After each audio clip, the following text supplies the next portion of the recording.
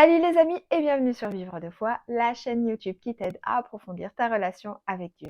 Aujourd'hui, on se retrouve pour une nouvelle étude biblique avec le chapitre 4 de l'évangile de Matthieu, donc dans le Nouveau Testament, du verset 1 au verset 11. Si jamais tu es nouveau sur cette chaîne, bienvenue, je m'appelle Océane, je suis des études de théologie chrétienne en Allemagne et je suis en apprentissage pour devenir pasteur dans mon église. Ma passion, c'est d'enseigner la Bible et la prière pour que les chrétiens ou les personnes qui ne connaissent pas encore Dieu approfondissent leur relation avec Dieu ou apprennent à le connaître. On a commencé à la mi-janvier d'étudier l'évangile de Matthieu à partir du chapitre 1 et on continue petit à petit chaque jour d'avancer dans notre lecture et dans notre analyse. Pour ce faire, j'utilise la méthode tête, cœur et main que tu verras dans les autres vidéos. Il s'agit de partir du contexte du texte pour après voir ce qu'on ressent en le lisant et après en déduire qu'est-ce qu'on peut en faire pour notre foi au quotidien. Bien sûr, chaque vidéo se termine par la prière. Je débute par la lecture du texte et après, on continue avec notre analyse. Évangile de Matthieu, chapitre 4, versets 1 à 11. Puis Jésus fut amené par l'Esprit dans le désert pour être tenté par le diable. Après avoir jeûné 40 jours et 40 nuits, il eut faim.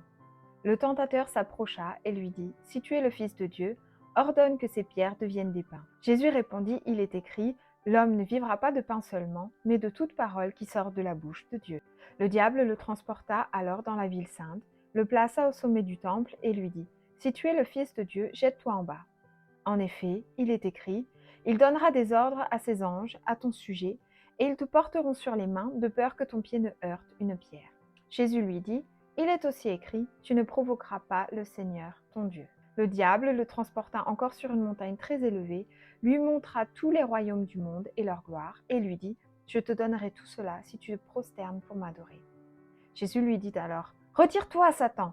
Et en effet, il est écrit « C'est le Seigneur, ton Dieu, que tu adoreras, et c'est lui seul que tu serviras. » Alors le diable le laissa, et voici que des anges s'approchèrent de Jésus et le servirent.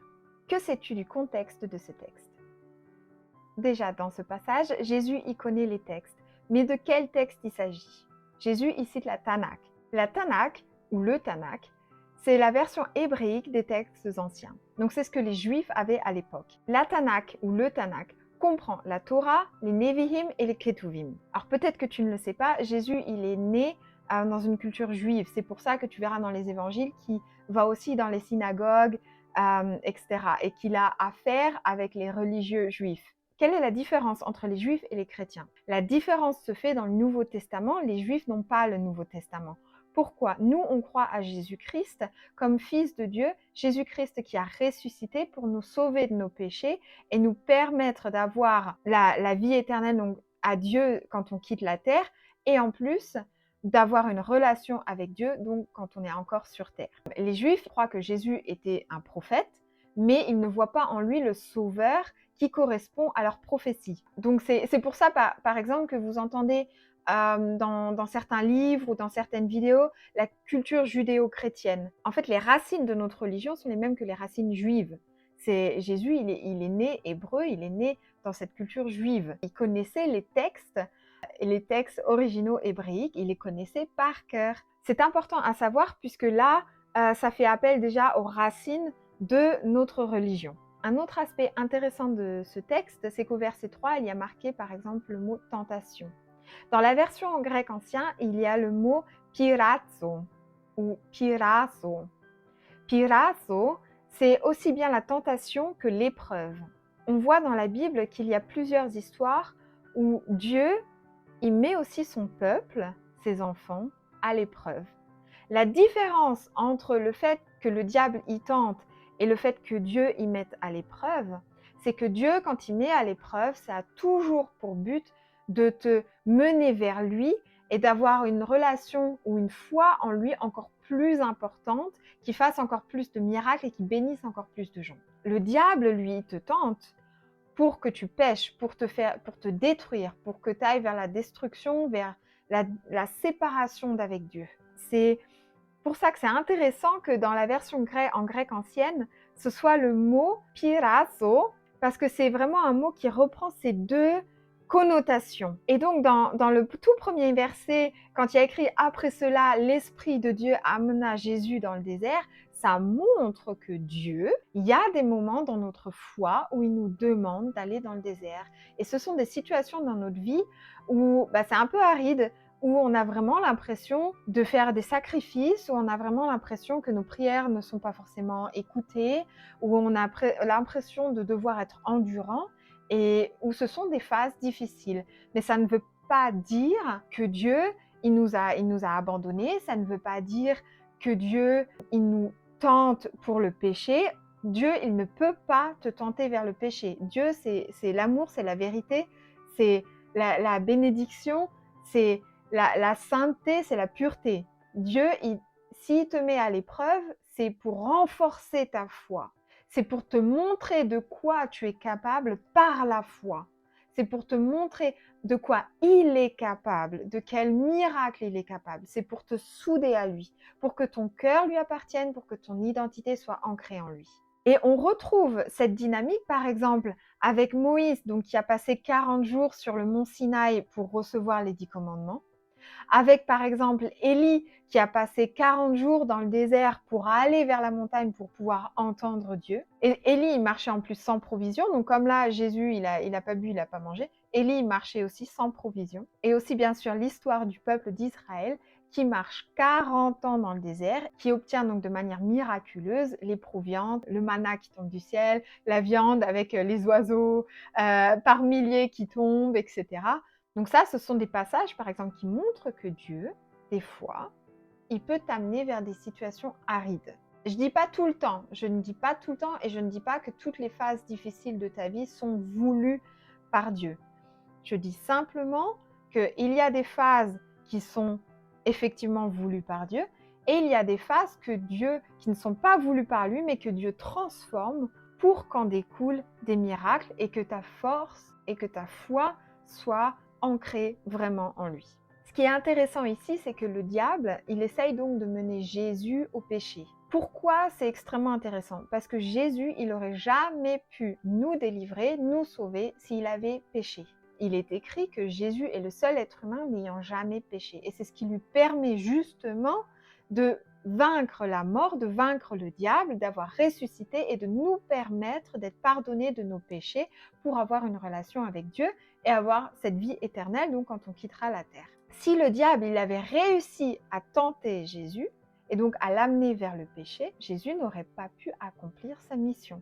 Et le diable ici prend comment? Déjà, il essaye de le faire pécher en lui disant, si tu es fils de Dieu, eh bien fais les miracles que tu serais capable de faire si tu étais le fils de Dieu. Pourquoi Jésus, il ne fait pas apparaître lui-même du pain? C'est pas qu'il ne le pourrait pas, c'est Dieu. Il est né du Saint-Esprit, il pourrait le faire. Jésus, tu le vois dans son service, il s'ordonne sous le Père. Tu as Dieu le Père, le Fils, le Saint-Esprit, donc la Trinité. Jésus, il fait honneur au Père. Il fait honneur à Dieu en tant que Père.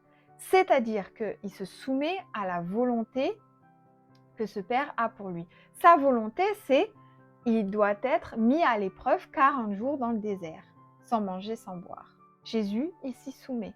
Il fait confiance en le Père que, au moment voulu, il aura de la nourriture, il aura à boire, il aura tout ce dont il a besoin. Mais il se soumet à cette volonté de Dieu le Père. Et c'est extrêmement important, puisque le diable, il essaye de l'amener vers le péché pour que Jésus, il prenne partie de son identité divine et dise « Ah oui, non mais c'est vrai, tu as raison, moi je suis Dieu, donc je vais faire maintenant apparaître du pain. Et puisque Dieu le Père, il veut, tant pis. » Ça, Jésus, il ne le fait pas. Et le deuxième point important dans ce texte, c'est que le diable, il tente aussi Jésus pour qu'il se mette au-dessus de Dieu le Père et que justement, il vive cette mentalité de Dieu est là de toute façon pour me servir. Si je fais quelque chose de mal ou si je fais quelque chose de complètement débile qui ne correspond pas à la volonté de Dieu, il me sauvera quand même puisque ses anges, ils vont me porter pour pas que mes pieds y touchent une pierre. Et là, Jésus, il le dit clairement, tu n'es pas censé tenter Dieu. Donc c'est quelque chose de très intéressant, la stratégie qu'utilise le diable pour essayer de prendre la mission de Jésus. Parce que ce qui fait le diable, c'est qu'il essaye vraiment de contrecarrer le plan de Dieu, de contrecarrer la mission de Jésus.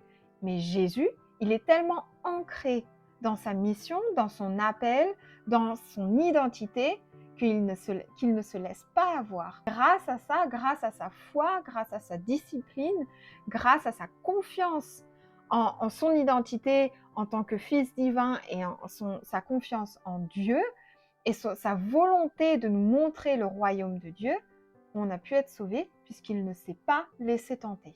Alors, qu'est-ce que je ressens en lisant ce passage? Je me sens défiée puisque ça montre cette balance entre le fait que Dieu, c'est un bon Dieu, c'est un Dieu qui t'aime, c'est un Dieu qui parvient à tes besoins, qui te donne beaucoup de paix, mais qui te demande d'être fidèle et d'être discipliné si tu te mets en route avec lui. Et ça me montre que déjà le diable, il n'a pas du tout envie que tu sois en route avec Dieu. Lui, il veut de la destruction, etc. Et il n'a pas du tout envie que tu fasses la volonté de Dieu. Ça me défie quand même puisque je sais que, par exemple, là, c'est écrit noir sur blanc, c'est l'Esprit de Dieu qui a amené Jésus dans le désert pour se faire tenter par le diable. C'est défiant comme verset. Je sais pas ce que tu ressens, toi, en lisant ça. Moi, ça me rappelle des phases, par exemple, quand je suis devenue chrétienne, j'avais un copain. Et on va dire 9 mois après, il s'est séparé du jour au lendemain. C'était absolument pas... j'ai rien vu venir. Et ça a été une séparation pour moi très difficile. J'ai mis au moins 10 mois, 12 mois à m'en remettre, vraiment, parce que c'était tellement surprenant venant de nulle part. Et pour moi, c'était une très belle relation. Mon cœur était donc dans cette phase aride. Mais je venais de devenir chrétienne, donc ça faisait un peu moins d'1 an que j'avais donné ma vie à Jésus-Christ, que j'étais chrétienne. Et donc là, dans cette phase aride, vers qui je me suis tournée? Est-ce que j'ai été en colère contre Dieu ou est-ce que j'ai cherché sa présence et cherché à comprendre ce qui se passerait? Dans ce cas, moi, j'ai choisi Dieu et j'ai eu beaucoup de réponses à mes questions. J'ai eu beaucoup d'espoir, beaucoup de soutien, ce qui fait que sur mon chemin, déjà, j'ai été baptisée. 3 mois après la séparation, je me suis fait baptiser. J'y ai trouvé beaucoup de paix. Je me suis transformée, ma foi s'est transformée, ma foi a pris plus racine. Je ne suis pas en train de dire que Dieu a voulu toutes les ruptures, etc. Je ne dis pas ça. Je dis simplement que moi, dans mon cas, d'ailleurs, c'était une rupture qui était très bonne. Ça, je l'ai compris que 2-3 ans après. Ce sont des versets qui m'émuent puisque ça pose vraiment la question de est-ce que si le diable il venait à te tenter maintenant, dans n'importe quel sujet de ta vie, est-ce que tu serais tellement ancré en Dieu que tu arriverais à ne pas succomber à la tentation? Ce passage, il m'invite à encore mieux connaître ma Bible et pas que des versets par cœur, mais de connaître leur contexte. Jésus, il a pu contredire le diable parce qu'il connaissait non pas que les versets par cœur, il les connaissait, mais il savait dans quel contexte ils ont été écrits et pourquoi. Parce que souvent, tu vois des chrétiens qui balancent des versets à tout bout de champ et qui essayent de te donner leur sagesse en disant « Ouais, j'ai raison, il y a écrit ça, il y a écrit ça, il y a écrit ça ». Et des fois, j'ai envie de leur dire, mais Coco, est-ce que tu sais pourquoi ils ont été écrits ces versets? À qui ils ont été écrits? Dans quel contexte? Avant de tout balancer là, à la va-vite. Et du coup, moi, c'est un passage qui me défie pour ma foi quotidienne à encore mieux connaître les textes. On termine notre vidéo par une prière. Si tu n'as jamais vu mes vidéos, tu peux fermer les yeux, croiser tes mains, comme tu le souhaites. Seigneur, en le nom de Jésus-Christ, je te remercie pour ce texte. Jésus, j'adore le fait que t'aies botté les fesses du diable, j'adore ça. Jésus, je prie pour qu'on ait le même courage que toi. Je prie pour qu'on ne succombe pas à la tentation. Je prie pour qu'on fasse la différence entre la volonté de Dieu et les mensonges du diable. Je prie pour qu'on ait la sagesse de suivre Dieu plutôt que l'idiotie de suivre le diable. Je prie Jésus pour que tu nous rendes forts, que tu rendes tes enfants forts, surtout dans ce monde actuel. Jésus, je prie en ton nom pour que tu bénisses tous ceux regardant cette vidéo. Amen. On se voit demain pour une nouvelle étude biblique. Salut!